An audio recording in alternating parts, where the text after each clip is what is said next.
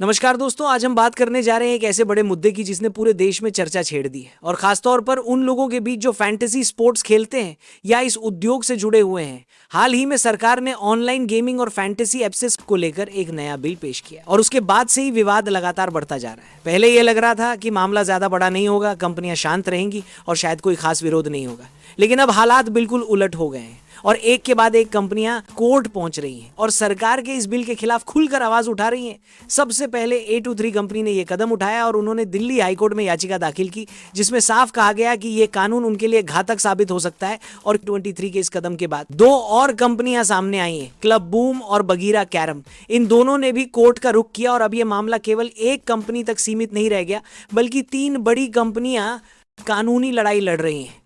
दिल्ली, कर्नाटक और मध्य प्रदेश 3 राज्यों में इन मामलों की सुनवाई चल रही है, यानी मामला अब पूरे देश में फैल चुका है। इन कंपनियों का कहना है कि अचानक से बिल लागू कर देने से उनके कारोबार पर बुरा असर पड़ा है और सबसे ज्यादा झटका उनके कर्मचारियों को लग रहा है। हजारों लोग जिनकी नौकरी इन ऐप्स पर निर्भर है अब असुरक्षित महसूस कर रहे हैं। पहले से ही कई कंपनियां जैसे MPL, माए, 11 सर्कल, प्रोबो जैसी कंपनियों ने छंटनी शुरू कर दी है, यानी नौकरियां जा रही हैं और परिवार प्रभावित हो रहे हैं।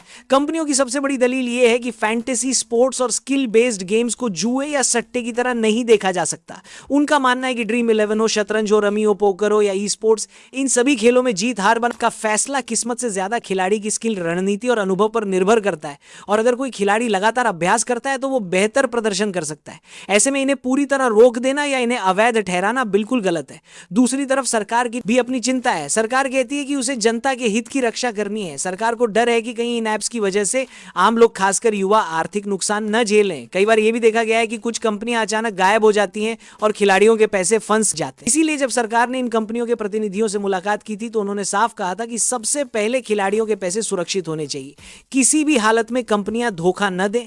दूसरा, नाबालिग बच्चों को इन ऐप्स तक पहुंच से रोका जाए। तीसरा, खर्च की सीमा तय की जाए ताकि कोई भी खिलाड़ी जरूरत से ज्यादा पैसा बर्बाद न कर सके। यानी सरकार ये नहीं चाहती कि उद्योग पूरी तरह बंद हो, बल्कि सरकार चाहती है कि एक संतुलन बने जिससे कंपनियों का कारोबार भी चलता रहे और लोगों का पैसा भी सुरक्षित रहे। लेकिन अब जब कंपनियां लगातार कोर्ट पहुंच रही हैं तो सरकार पर भी दबाव बढ़ गया है। A23 की याचिका पर सुनवाई 8 तारीख तक टल चुकी है, जबकि बगीरा और क्लब बूम के मामलों को 8 सप्ताह के लिए आगे बढ़ा दिया गया है। इसका मतलब साफ है, कोर्ट भी जल्दीबाजी में कोई फैसला नहीं लेना चाहता। कोर्ट चाहता है कि पहले सभी पक्षों को सुना जाए और फिर एक ठोस निष्कर्ष निकाला जाए। अगर यह बिल जो का त्यों लागू हो गया तो इसका सबसे बड़ा असर इस इंडस्ट्री पर पड़ेगा। हजारों नौकरियां खत्म हो सकती हैं, निवेशक पीछे हट सकते हैं और भारत में ऑनलाइन गेमिंग और ई स्पोर्ट्स का विकास रुक सकता है। वहीं अगर कंपनियों की मांगें मानी जाती हैं और बिल में संशोधन किया जाता है तो यह सेक्टर और आगे बढ़ सकता है और भारत को वैश्विक स्तर पर पहचान दिला सकता है। अब बड़ा सवाल यही है कि क्या कंपनियों का कोर्ट जाना सही है। कई लोग कहते हैं कि कंपनियों ने बिल्कुल सही किया। लोकतंत्र में अगर किसी को लगता है कि उसका हक छीना जा रहा है तो अदालत का दरवाजा खटखटाना उसका अधिकार है। वहीं कुछ लोग ये भी मानते हैं कि कंपनियों को पहले सरकार से बातचीत करनी चाहिए थी, ना कि सीधे कोर्ट चले जाना चाहिए था। आगे की तस्वीर अभी साफ नहीं है, लेकिन 3 संभावनाएं हैं। पहली ये कि सरकार बिल में संशोधन कर सकती है और उम्र तथा खर्च की सीमा तय कर सकती है, जिससे खिलाड़ियों की सुरक्षा भी हो और कंपनियों को काम करने की छूट भी मिले।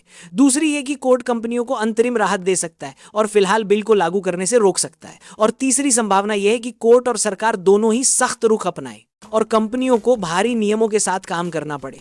इस पूरे विवाद ने यह दिखा दिया है कि भारत में फैंटेसी गेमिंग अब कोई छोटा उद्योग नहीं रह गया है। ये लाखों खिलाड़ियों, करोड़ों रुपए और हजारों नौकरियों से जुड़ा हुआ है। इसीलिए सरकार के लिए ये आसान चुनौती नहीं है। उसे एक ऐसा रास्ता निकालना होगा जिससे न तो खिलाड़ियों का भरोसा टूटे और न ही कंपनियों का भविष्य अंधेरे में जाए।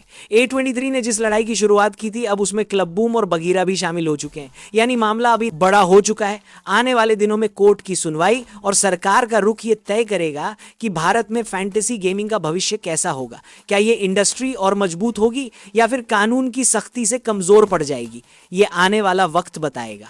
दोस्तों, आपको क्या लगता है, क्या कंपनियों का कोर्ट जाना सही कदम है? क्या सरकार को कानून में बदलाव करना चाहिए या फिर खिलाड़ियों की सुरक्षा के नाम पर सख्ती करनी चाहिए? अपनी राय कमेंट बॉक्स में जरूर लिखें। फिलहाल इस खबर में इतना ही। आपका बहुत बहुत धन्यवाद। जय हिंद।